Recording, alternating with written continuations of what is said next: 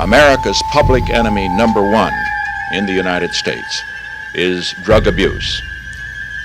In order to fight and defeat this enemy, it is necessary to wage a new all-out offensive.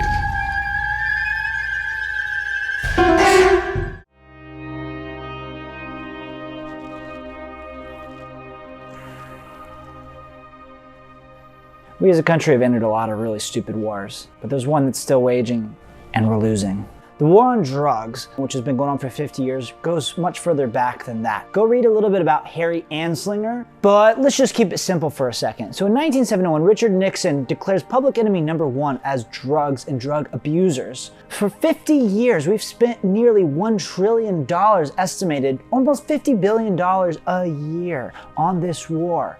And it's pretty clear it's not working. Part of the issue is for decades, we've been told and we've been conditioned and manipulated to believe something about drugs that is just simply not true. And there's been some progress made, but we have a long way to go. And a lot of that has to do with just unwinding the cultural understanding of drugs. Look, I know there's a lot of intricacies and nuance to this conversation, but there's a few things I want to point out if you're interested in journeying along with us. The drug war is losing because drug abusers aren't just evil people abusing drugs. Go look up Bruce Alexander's study with Rat Park, for example. Heck, you can even go look at studies that show which drugs are actually dangerous. The first drug, by leaps and bounds, alcohol. Just go back and look at Prohibition. Did that work? Another whole arm you could look at is the current scientific studies being done around PTSD and anxiety and depression with psychedelics. But not only do we have actual scientific studies, we have literal case studies. And thank goodness to forward-thinking leaders in places like Portugal and Switzerland for how decriminalization or legalization can be a positive impact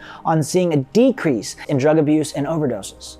And so one of the ways that we can help change this drug war is start changing our perception of addiction and drugs as a whole. But at the end of the day, we need harm reduction instead of criminal justice. Our incarceration rate in the US is insane. It's also very disproportionate demographically. But we're gonna save that for another month because we'll be talking about that in more detail. I mean, we haven't even begun to dig into the reality of Purdue Pharma, guys. Let's be honest, do you really think their payouts are actually gonna change anything? So I say let's wage our own war. Let's wage a war against the war on drugs. And let's come together as a society and actually see people have the opportunity to be healed and to thrive. Because if we don't change this, I mean, if as a whole and as a country, we don't help shift this narrative, what does that say about us as a people?